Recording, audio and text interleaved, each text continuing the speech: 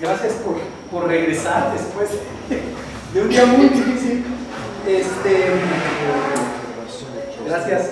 Bueno, vamos a continuar aquí rápidamente. Voy a tratar de explicar algo de lo que veníamos platicando.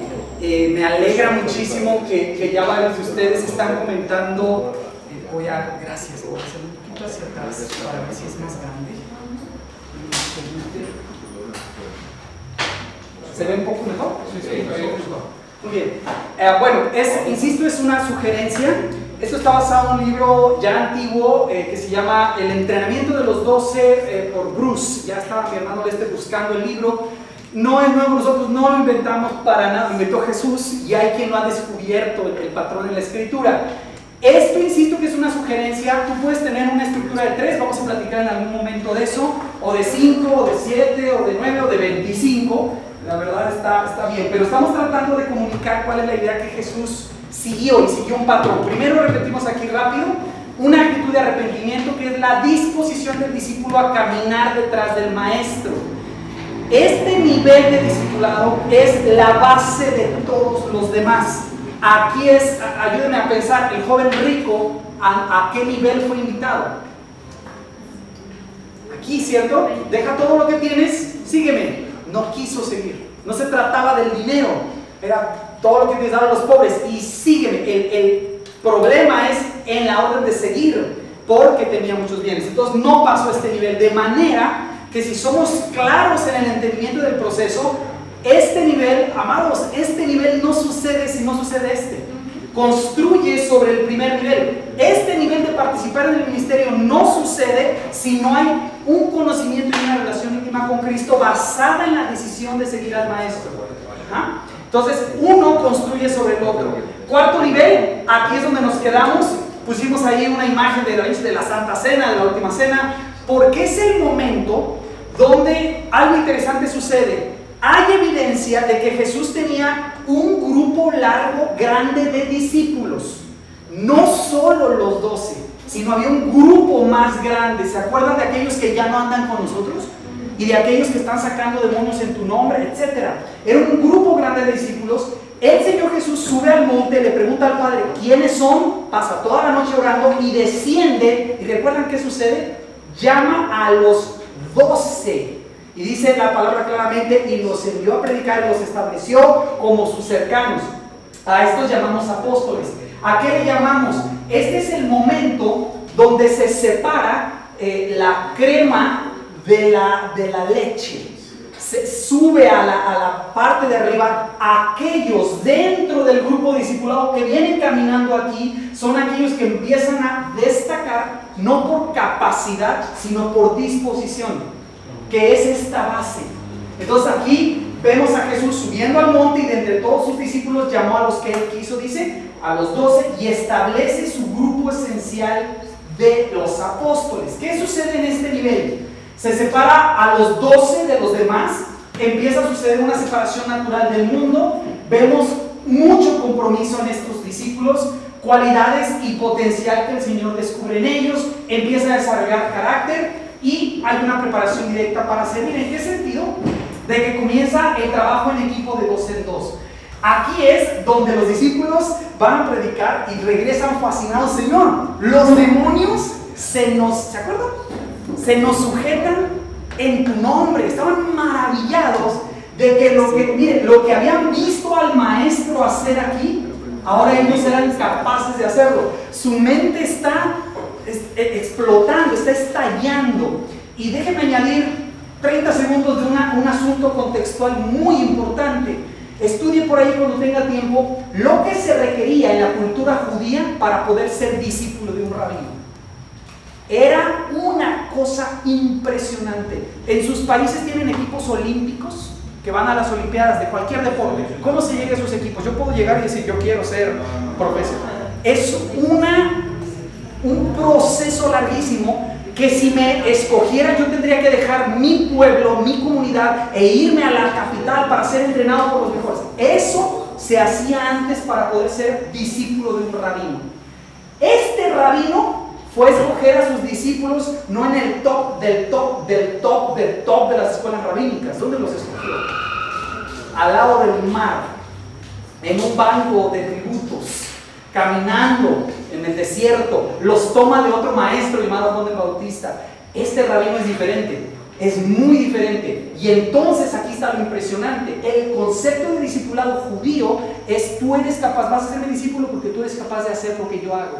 Imagínense a los discípulos viendo a Jesús sanar, y luego cuando ellos lo hacen, sus mentes, yo oré y sanó, no lo podían creer. Y es cuando Jesús les dice: bueno, sí, alégrense de eso, pero alégrense más que su nombre está escrito. Ok, esta etapa del desarrollo de liderazgo, empezamos a observar desarrollo. Aquí todavía no son los apóstoles enviados a las naciones, siguen siendo parte de este proceso, pero observe lo que viene enseguida. Se le llama, y curiosamente esta es la etapa que en la historia de la iglesia, en la historia de la teología, en la historia del pensamiento cristiano, esta etapa todo el mundo la identifica. Tiene diferentes nombres, algunos le llaman la noche oscura del alma y demás, ¿verdad? Los que les gusta teología. Es la etapa de la consagración. ¿Por qué pusimos este dibujito? Porque esa es la prueba de fuego. Es cuando hay una reevaluación y una separación del discípulo. Esta etapa es la prueba de fuego en su vida, el punto de no retorno. Una vez que el discípulo pasa este punto y dice: Señor, yo te voy a seguir hasta el fin del mundo, ya pasó el punto de no retorno. Esa es la prueba de fuego del discípulo. Esta es la ocasión donde, por ejemplo, se da un repaso de lo básico. En esta etapa no hay enseñanza nueva, solo lo básico, que es mi disposición con mi relación con Dios, es lo que nos saca adelante de este paso de la consagración. Todo o nada, esa es la pregunta. ¿Los valores eternos o los temporales? ¿Es mi fe real o es mi fe fingida? Aquí es, imagínense usted que varios de ustedes vienen del contexto de pastor, de líderes de una iglesia. Imagínense a Jesús, bueno, véanlo en el Evangelio, cuando empieza a dar el discurso del pan de vida en Juan, y la gente dice: esta palabra es dura de oír. ¿Quién la puede oír? Dice que desde entonces muchos de sus discípulos ya no andaban con él. Así dice el texto. Y entonces los 12 le dicen: Señor, esta palabra, ¿no crees que te pasaste? ¿No crees que fuiste muy duro? ¿Recuerdan la respuesta de Jesús? ¿Vosotros también creéis? ¿Quieren irse ustedes también? Váyanse. En mi modelo, en el modelo que yo le platiqué que yo tenía, yo le rogaba a la gente: no vaya a faltar, hermano, el evento es muy importante, por favor. Y si el pastor es muy duro, yo bajaba. Yo tenía que adaptar. Ustedes me van a entender quienes lo han hecho. Tienes que adaptar la predicación de la palabra al gusto de la gente. Y eso es horrible. Jesús nunca le rogó a nadie que lo siguiera. Él es el rey, Él es el maestro. Él camina y dice: sígueme. ¿No quieres? Es tu problema. Él nos dice: por favor, Pedro, no me dejes. ¿Qué va a pasar conmigo? Nunca. Él es el rey. Aquí es donde son probados los discípulos. Cada discípulo en la vida cotidiana recibe una prueba a medida. Nunca Dios se pasa y nunca lo prueba con un manazo. Siempre es lumbre, fuego.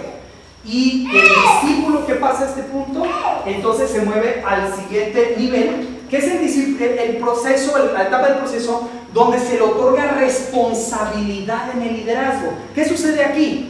Aquí ya vemos una participación mucho más directa de los discípulos, pero muy interesantemente con la delegación de responsabilidad. Ahí se da la delegación de responsabilidad en el caso de ellos. Y algo también que pasa aquí, en este punto, es que se resalta la importancia de las relaciones personales. Es decir, los 12 aprenden a trabajar entre ellos. Aquí se dan en esta etapa las conversaciones de quién de nosotros será el mayor en el reino. Permítenos sentarnos a tu derecha. Todas esas conversaciones se dan aquí, no se dan acá, se dan allá. La comunidad, los 12 también, esto es esencial, entrenan a los 70. En la experiencia nuestra, que comentaba ya mi hermano David, crece más el discípulo cuando tiene un discípulo que cuando lo están discipulando a él o a ella. Inequívocamente, siempre hemos visto ese patrón. Yo tomo un discípulo, trabajo con él, crece, lo trato de llevar por aquí, pero le entrego un discípulo y crece o crece. No tiene opción, tiene que crecer. Entonces esta es la etapa. Aprendemos que somos una comunidad, los dos enseñan lo básico y hay mucha enseñanza en esta etapa sobre cómo tratar con los problemas. ¿Cómo le contestas a los fariseos? ¿Cómo atiendes el problema de una persona que ya no anda con nosotros, que no hace las cosas con nosotros? Es fascinante esta etapa, un poquito de enseñanza nueva. Y luego miren, ¿por qué estamos hablando de discipulado y misiones?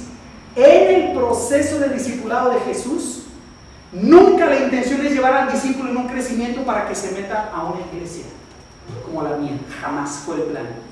Siempre en el plan de Jesús, desde el principio que llama a Pedro, te haré pescador de hombres. Siempre estuvo la visión mundial. Esa es la que todos concuerdan, que la meta donde un discípulo está listo para salir del punto donde está es cuando el discípulo tiene una visión del mundo que tiene Dios. No la que tiene su iglesia, ni la que tiene su pastor. Ve el mundo como Dios lo ve. Tiene una disposición a obedecer. Conoce a Jesús en una relación íntima. Ojalá me pueda seguir aquí, hermano. Conoce a Jesús. Ha hecho un ministerio práctico por ver a otro hacer ese ministerio. La persona desarrolla liderazgo en el que se hace responsable de otras personas. Viene la prueba de fuego para esa persona, le entregas responsabilidad en ese contexto y esa persona estaría con las actitudes básicas para salir al mundo y transformar el mundo. No dice que aquí aprende árabe o farsi o mandarín. Esa es una herramienta que tiene que adquirir, pero es un discípulo. En esta etapa, esa persona está muerta a lo terrenal y a la carne, anda en el espíritu. No dependemos de nosotros mismos, sino de su gracia, de su poder y de su Espíritu Santo, y está listo para continuar el ministerio de Cristo a las naciones. Este es el modelo más básico. Insisto, hay quien escribe de esta primera sección capítulos, y hay quien conoce esta sección y tiene estrategias y herramientas. Pero a veces lo que nosotros hacíamos cuando estábamos intentando armar algo así, teníamos esta sección y muy mal esta sección, y en esta hacíamos muy bien y no había nada acá. Entonces era como un rompecabezas. Poco a poco, cometiendo muchos errores, ahora tenemos más o menos la ruta trazada. No es perfecta ni por mucho, ¿no? Es muy problemática. Esto es un patrón general, no es un programa computacional en el que tú metes, ya estás en el 2, te doy una licencia y ahora pasas al 3. No, esto es personas, somos seres humanos, es Dios y su gracia. Y lo interesante es esto, es un concepto que hemos platicado acá y quiero que lo pensemos. Si yo soy una persona, una iglesia o un ministerio centrado en eventos, como ahora ya nos hablamos entre nosotros, decimos, ese hermano es eventero, anda de eventero, de cultero, cultos. Nada malo con los cultos, pero si es mi única herramienta, lo interesante es que todos mis eventos tienen la característica de que tienen que ser limpios, pulcros. Este proceso no tiene nada de limpio, es caótico, la gente se lastima. Es más, al rey lo traicionaron. Esto es interesante, ¿hasta dónde piensa que llegó Judas Iscariote? Platíqueme, ¿qué opina? ¿Hasta dónde habrá llegado Judas Iscariote? Interesante, ¿verdad? Interesante la idea. Yo opino que Judas Iscariote sacó demonios, Judas Iscariote sanó gente. La escritura lo dice así, y muy interesantemente, de todas maneras, aunque Jesús sabía quién era, le lavó los pies en aquella última cena. Mi rey le lavó los pies. Y después dijo, bueno, lo que tienes que ir a hacer, hazlo ahora. Muy interesante la idea. Pero, un factor aquí curioso es cómo vemos al Señor moviendo a Pedro de aquí hasta dejar a Pedro con un entendimiento de tener que ir a las naciones. Y recuerde, Pedro mismo, habiendo pasado un proceso con Jesús, tuvo su lucha como judío. ¿Se acuerdan que estaba orando? Y luego desciende un lienzo. Señor, yo nunca está luchando todavía con su parte cultural para entender visión mundial. Todavía en las etapas de Hechos están luchando con eso. No va a entrar jamás cosa inmunda en mi boca. No, tú no llames común a lo que yo he limpiado. Es un shock para Pedro y enseguida tocan la puerta. Gentiles que abren la puerta a Pedro es usado para abrir la puerta al evangelio de los gentiles. Jamás se hubiera imaginado aquí que su Mesías que traía el reino judío sería un Dios para todas las naciones, como lo profetizó Isaías. Eso es interesante. ¿De qué manera cumple esa visión? Ya platicaremos, pero en general esta es la idea. Proceso de arrepentimiento, la etapa de arrepentimiento, aquí inicia todo. Conoce de cerca al Señor, ve cómo se hace el ministerio, se empieza a levantar los líderes dentro de toda la gente que hace el ministerio, son probados, se les entrega responsabilidad y empiezan a ver el mundo como Dios lo ve. Aquí está la relación del discipulado con las misiones. Ahí está la conexión. En nuestro caso estaba cortado. Los que se convertían, les entregábamos, lo decimos así, una silla en la iglesia y un pandero. Y toda su vida cristiana era tocar el pandero. Si algunos eran muy buenos, serían servidores en la puerta. Los comprometidos, maestros de niños. Nada malo con eso, pero observa dónde está el ministerio, todo es adentro. ¿Qué opinas? ¿Cómo ves? Sí, es lo que yo digo. Bueno, ahora vamos a entrar a los aspectos prácticos. ¿Te parece bien? Sí, bueno, muy bien. No hay cuidado, no hay cuidado. Entonces, vimos los aspectos bíblicos. Como ya es un poquito tarde, no los veo cansados, vamos a los aspectos prácticos muy rápido. Y ustedes me dicen qué tanto quieren que nos detengamos. En nuestra experiencia, llevamos haciendo estos procesos de discipulado unos 16 años, más o menos, que hicimos una transición de la iglesia. Y esto es lo que hemos aprendido. El proceso de discipulado, el error número uno que he visto a lo largo de los años, a los lugares donde he podido conocer a mis hermanos en la iglesia, es que lo confunden con un curso. Ah, su discipulado. Aquí tengo los mejores materiales de discipulado y me enseñan carpetas, libros, videos, mantos sagrados, agua de río Jordán. Me enseñan de todo, pero son clases. Porque acá en Occidente, nuestra manera de pensar occidental es que la transformación viene por la información. Y en el concepto oriental, no. El concepto oriental del discipulado es veme, no te voy a decir nada, tomas el martillo, tomas el serrucho y se hace esto. Pero explíqueme la teoría, las fuerzas de la física indican, no, toma el serrucho y hazlo, llénate del polvo de tu maestro, eran las bendiciones que se le daba a los discípulos en aquellos años. Entonces, ¿qué significa? Luchamos cada año, después de 16, 17 años de hacer discipulado, cada año luchamos con esto. El discipulado es una relación de transformación. Lo explicaba muy bien David. Yo estoy allí en el audio, y es mi discípulo, mi amigo, mi hermano, quien está allí cometiendo los errores conmigo, viéndome cometer los errores. Y el discipulado no termina cuando termina la reunión. El discipulado continúa la tarde del domingo, entra el lunes en la mañana que él se va a la escuela o al trabajo, sigue el martes cuando va al partido de fútbol. Y no es que lo estoy siguiendo, es que, ¿cómo vas? ¿Cómo estás? ¿Qué ha pasado ahí? Es esta relación de transformación lo que cuesta más trabajo. Es dinámica, no es estática, no la puedes programar, no existen fórmulas únicas. No hay una manera en que tú programes, el día 4 de marzo va a pasar esto y ese discípulo le va a doler el corazón y entonces va a tener una convicción por la que vas a orar, luego se va a arrepentir de su pecado. No, si así fuera, yo ya lo hubiera seguido, ¿verdad? Les bromeamos con la gente de que llevamos años buscando la inyección del discipulado, solo para ponerla y que ya se convierta en, no le hemos encontrado. Si alguien la encuentra, le damos el Nobel cristiano del premio, ¿sí? ¿En qué está basada la relación? Esto es lo número uno: amor, honestidad y un rendimiento de cuentas mutuo, ¿sí? Es muy, muy importante. Otro factor esencial para que el discipulado suceda, lo enseñamos mucho: el discipulado no es una obra humana, es divina. Es solo Dios quien puede conformar a una persona a la imagen de Cristo. La oración es esencial, sin oración no hay discipulado. Y aquí es importante, la Biblia es la autoridad, no el material, sino la palabra de Dios es central en todo lo que hacemos. Bueno, estos son temas que ustedes conocen. Una dependencia del Espíritu Santo completa, aunque hay una estructura, hay unos pasos, hay gente que tiene experiencia. la dependencia del Espíritu es esencial. Y esto, hermanos, el ejemplo es el principal medio de transformación, no la clase.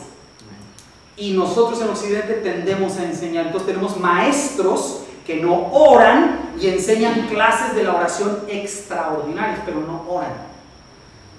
¿Cuál es el principio? Tú solo reproduces lo que tú eres. Puedes enseñar lo que sabes, pero lo único que puedes reproducir es lo que tú eres. Es un principio bíblico, según su género en Génesis. Entonces, esta es la idea. El ejemplo. La actitud, el maestro tiene que dar el ejemplo. Obediencia, el maestro tiene que dar el ejemplo. La oración, el maestro tiene que dar el ejemplo. Es el ejemplo el principal instrumento. Vamos rápido aquí. Y esto es interesante, lo propongo a ustedes de esta forma. Ustedes tendrán que discernir cómo lo hacen en su contexto, pero esta es la idea. Yo tengo un vecino, un amigo, que se convirtió, dio ese primer paso. Solo tiene, por usar un ejemplo, 2 horas a la semana para disponer de su trabajo y su familia, para crecer en su fe. Si solo tiene 2 horas a la semana, ¿a qué le dices que las dedique? ¿Al culto del domingo en la mañana? ¿Culto del domingo en la tarde? ¿Jueves en la noche? ¿Martes en la noche? ¿Grupo de varones? ¿A qué?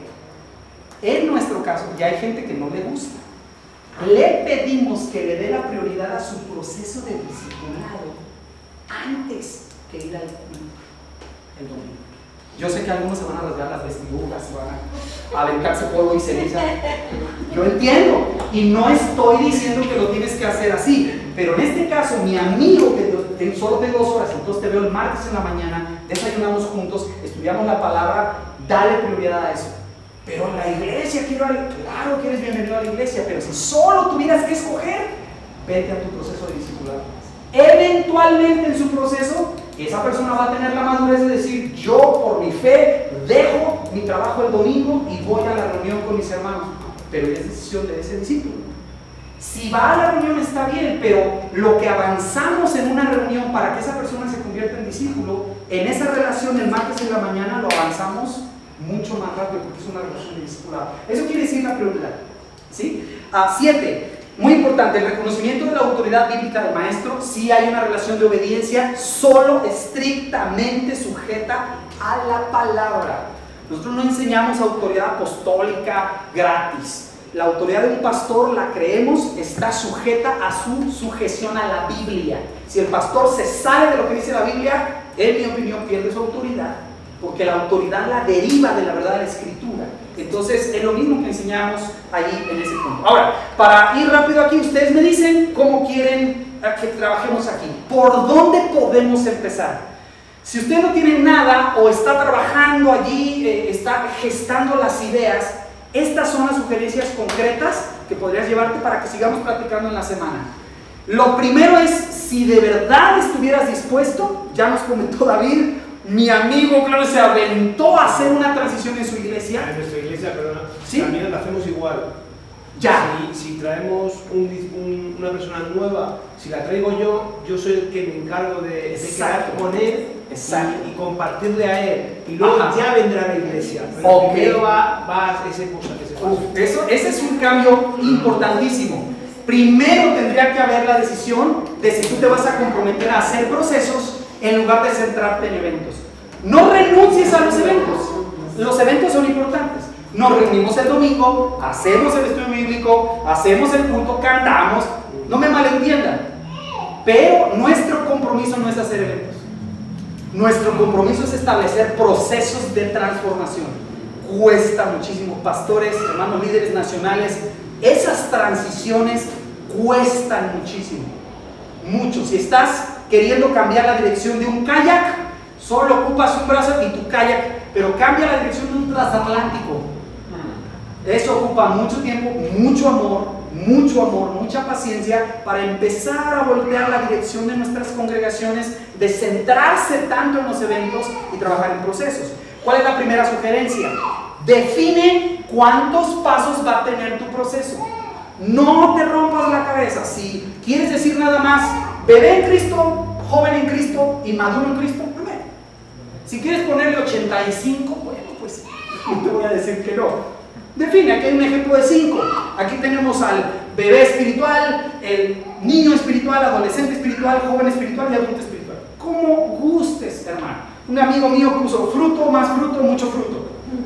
Conceptos bíblicos. El que gustes. Pero la idea es que si tú ves el avance de tus hermanos en términos de procesos, en lugar de cuántas veces asiste al culto, toda la filosofía del ministerio cambia. Es bien interesante. Primera sugerencia, ¿de cuántas etapas se compondrá tu proceso? No hay un número mágico. A mí me gusta el 7, es bíblico. Ah, bueno, el 7, está bien, ¿verdad? Con que no ponga 666 etapas, a lo mejor está, ¿verdad? Se oye más feo eso. Bueno, ok. Segunda, clave, esta es clave. Una vez que dices, bien, nuestros discípulos se van a mover por 3 etapas, hay que contestar la pregunta de las características de las etapas de ese crecimiento. ¿Qué características tienen esas etapas? O sea, la pregunta aquí concreta es, ¿cómo las defines en tu caso? Si una persona avanza en estas etapas, ¿qué características tiene esta etapa? ¿Cómo la distingues en tu contexto? Ajá. Ya que esté en esta etapa, espero, aquí puedes decir, bueno, aquí la persona tiene que multiplicar panes en 5,000 para 5,000 personas. Aquí debe caminar sobre el agua. Aquí la persona debe resucitar un muerto. Defínalo. Sí, para empezar los principiantes. Así es. Ya graduarse, pues verdad, no sé qué sea, morir en la cruz, debe morir en la cruz, ahí no es cierto. Entonces, nada más la idea no es compleja. En una hoja de papel, tú eres pastor, tú eres líder de iglesias, una sugerencia, 3 etapas, 4, 5, 7 etapas. En la primera etapa buscamos que la persona tenga esta y estas características, se distingue por esto, por aquello, o sea, tienes que contestar qué características distinguen a cada etapa de crecimiento. ¿Por qué te lo recomiendo? Porque si no están definidas, nadie es perfecto en cuanto a eso. Se intercalan. Aquí la gráfica no es clara porque la etapa 2 ¿cómo se dice? Se traslapa con la etapa 1. No hay una línea perfecta. No existe. Somos personas que vamos creciendo y adquiero características de la etapa 2 y algunas veces de la 3, pero estoy atorado con cosas en mi vida de la etapa 1. Así es en la realidad el proceso del discipulado, pero por lo menos me da una idea de dónde y cómo se va moviendo la persona. Es mi mismo proceso, ya definí las etapas y ahora quiero saber cómo se ve mi discípulo en cada etapa. Aquí es la misma idea, pero es una imagen que tiene 7 etapas. Ya las definí y aquí pongo las características de esas etapas. Tan específico como quieras, que sean generales para que puedas ubicar dónde están las personas. Y luego, muy importante, ahora ya se los puedo contar así, pero nosotros tardamos años en darnos cuenta de estas cosas tan sencillas. Ya que sé cuántas etapas voy a tener, cómo se ve mi discípulo en cada etapa, viene la pregunta más importante: ¿qué herramientas voy a usar para mover a una persona de aquí a acá? ¿Está clara mi pregunta? Sí. Ya tengo a alguien en la etapa 2, ¿qué herramientas tengo, qué recursos utilizo para moverlo a la etapa 3? Yo te hubiera contestado esta pregunta hace muchos años, pues el culto. ¿Y qué haces para entrenar a los de la etapa 4 para que pasen a las 5? El culto. Oye, ¿y qué haces tú para enseñarles de las 5 a las 6? Tenemos un curso. Y de aquí un retiro, y de aquí un congreso, y de aquí un campamento. Pero la realidad de nuestra experiencia es que la gente seguía dando vueltas, a veces ni siquiera aquí, ni siquiera en la etapa número 1. No había una disposición de seguir a Jesús como el rey. Ellos se creían el rey.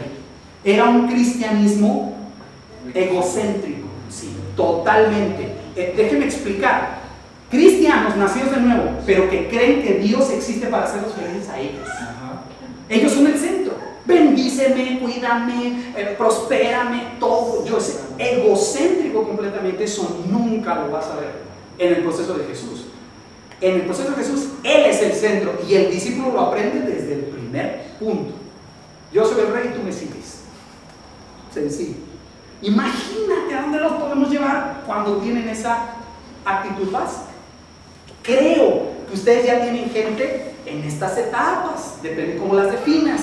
A veces hay que regresar gente hasta el principio, a veces no, pero la pregunta es la herramienta. Entonces, cuando revisamos, en nuestro caso dijimos, oye, tenemos una herramienta que nos sirve para esto, pero para mover un discípulo de aquí a aquí teníamos un hueco, teníamos un agujero, hueco, mollo, ¿sí? Aquí tenemos una herramienta muy fuerte, pero no tenemos nada para trabajar aquí. Y entonces yo cometí el error de desarrollar herramientas. Tomó mucho tiempo inventar la rueda, porque ya hay herramientas que, si se entiende el proceso, pueden ser muy efectivas. Pero si no se entiende el proceso, te puedo dar un libro de discipulado ungido con aceite de allá, de la Tierra Santa, no vas a producir discípulos, porque el material no discipula. Solo las personas hacemos discípulos de otros como nosotros.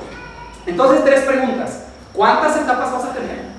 2, ¿qué características van a tener cada etapa? Y tercero, ¿qué herramientas tienes para mover a una persona de un punto al otro? Ahí entran materiales, ahí sí entran materiales.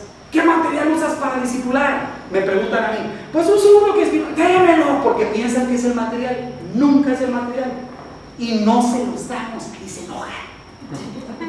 Se enojan porque creen que el material va a producir la transformación de una persona.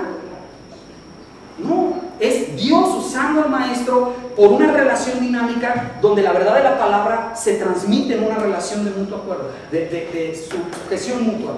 Es el poder del Espíritu. Ahí entra la estructura que quiera, los contenidos, etcétera, ¿sale? Es hasta entonces, fíjese cómo cambia la perspectiva filosófica del ministerio. Hasta entonces evaluamos el papel de otros ministerios en base a esto, que era lo que comentaba David. Esta es la pregunta. ¿Qué tan efectivos son nuestros ministerios, los que ya tienes, en avanzar al creyente a través del proceso para convertirse en un discípulo que hace más discípulos? O sea, ahora preguntamos si hacemos un congreso, un retiro. Mi pregunta es, a ver, ¿cómo me va a ayudar a mover a las personas de aquí? Y a veces, sinceramente, me tienen que contestar, no, pues nada más es un evento para pasarla bien. Bueno, si es para eso, vamos a evaluar si lo hacemos o no lo hacemos. Pero ahora preguntamos, ¿cómo una reunión de domingo me ayuda a mover personas? ¿Cómo ir a un viaje me ayuda a mover personas? ¿Cómo celebrar a los niños me ayuda a mover personas? Y si no hay una respuesta clara de cómo nos ayuda a mover, yo como pastor he ido cortando ministerios que eran considerados las vacas sagradas de la iglesia. Nadie podía atreverse a tocar. Se los puedo decir ahora, están grabando y me voy a meter en problemas, pero les puedo contar. La sociedad femenil